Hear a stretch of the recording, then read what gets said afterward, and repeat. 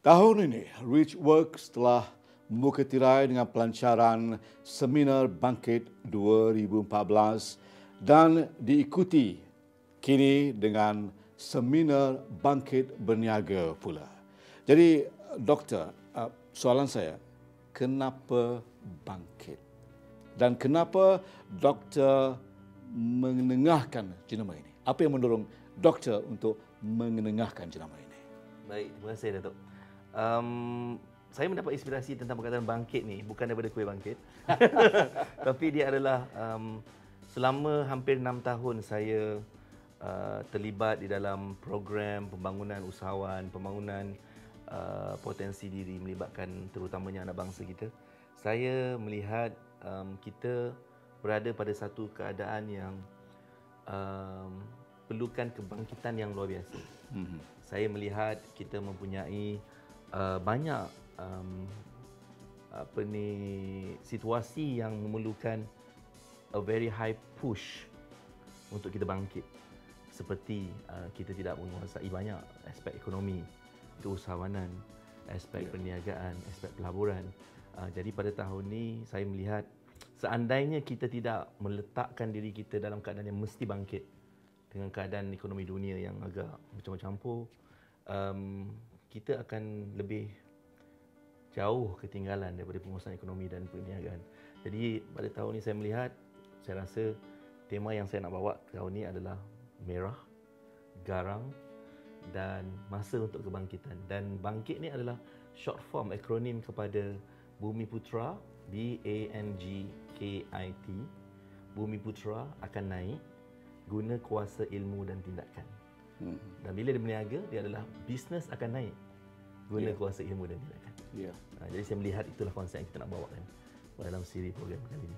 Okey, jadi maknanya secara peribadinya ya, apakah signifikasi ya bangkit dalam kehidupan kepribadian Doktor? Bagus. Ya. Dia melibatkan satu proses yang pernah berlaku dalam hidup saya sebelum ni, di mana kadang-kadang kita cuba membuat pelbagai perkara. Kita cuba nak capai itu, kita nak capai ini, dan kita cuba berkali-kali dan kita tak berjaya. Cuba berkali-kali dalam mungkin nak capai impian kita, impian kewangan kita, impian apa saja aspek. Jadi pengalaman saya sendiri bila saya nak membina perniagaan saya over many years, like lebih daripada 10 tahun, saya dapati proses tu tidak mudah. Kalau gagal adalah satu proses yang biasa dalam nak berjaya. Tapi apa yang lebih penting daripada kegagalan adalah kebangkitan. Berapa kali kita bangkit tu matters, lebih penting daripada berapa kali kita gagal. Sebab kita boleh gagal 10 kali, tapi kalau kita tak bangkit semula, kita akan gagal selama-lamanya. Kan? Jadi saya melihat personally, pengalaman saya sendiri, banyak kali kita dipukul, jatuh, tapi kita banyak kali kena boleh climb back, naik balik dan bangkit untuk hadapi lagi dengan lebih baik. Jadi saya dapat konsep ni juga bila saya melihat Muhammad Ali bila dia bertarung dalam boxing ring. Saya tengah belajar boxing sekarang. Jadi saya melihat dalam boxing ring ni atau wrestling, orang mungkin dijatuhkan. Tapi jatuh tu satu bab, berapa cepat dia boleh bangkit balik dan fight. Jadi kita mungkin dalam keadaan yang kita pernah gagal, kita pernah jatuh, tapi yang penting sebenarnya, are we ready to fight back? Adakah kita sanggup nak bangkit balik dan strive another time? Jadi itulah konsep yang kita cuba nak terapkan. Jadi saya melihat Doktor ini sebagai sumber inspirasi kepada semua orang. Ya. Jadi adakah Doktor mahu melihat semua orang bangkit dan kenapa?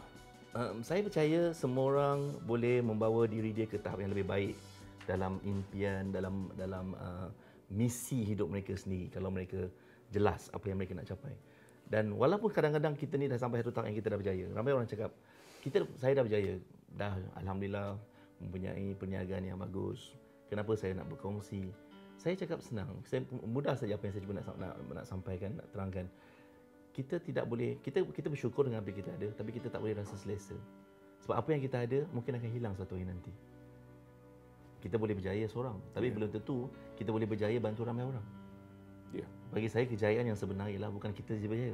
Kejayaan yang sebenar ialah bila kita berjaya dan kita boleh extend tangan kita ni untuk angkat, tarik lebih ramai orang lain berjaya. Jadi itulah misi saya adalah nak membawa diri kita ni bangkit ke potensi yang lebih maksimal. Lebih baik daripada apa yang kita buat sebelum ni. Membantu lebih ramai orang daripada apa yang kita pernah buat sebelum ni. Kalau hidup kita sentiasa melihat kepada peningkatan kehidupan, kita takkan bosan. Kita akan hidup dengan penuh semangat. Kita looking forward untuk nak experience perkara baru. Jadi saya share dengan Datuk, saya belajar boxing tahun ni. Kenapa? Umur saya masuk 40 tahun ni. Tiba-tiba kenapa 40 ni nak masuk belajar boxing ni? Saya belajar boxing tahun ni. Saya ada guru Al-Quran Ustaz Ashraf, bertalaki Al-Quran saya belajar dengan Alhamdulillah. dia. Untuk perbaiki bacaan saya. Alhamdulillah saya ada ustaz yang mengajar saya terjemahan tafsir Al-Quran dan juga bahasa Arab. Itu semua benda yang saya buat untuk membangkitkan diri saya, potensi saya untuk bawa lebih baik lagi dalam hidup saya. Itu personal. Pada masa yang sama, saya nak menyumbang pada lebih baik dengan apa ilmu yang saya ada atau pengalaman yang saya ada dalam bisnes, alhamdulillah, untuk share dengan lebih ramai orang. Jadi maknanya penting diri itu tidak ada dalam kamus, doktor ya. Doktor ingin kongsi betul. Segala pengalaman, segala ilmu yang ditimba untuk disebarkan pada orang ramai. InsyaAllah. Datuk, mungkin kita pernah dengar hadis Nabi SAW menyebut sebaik-baik manusia adalah manusia yang memberi manfaat pada ramai orang lain.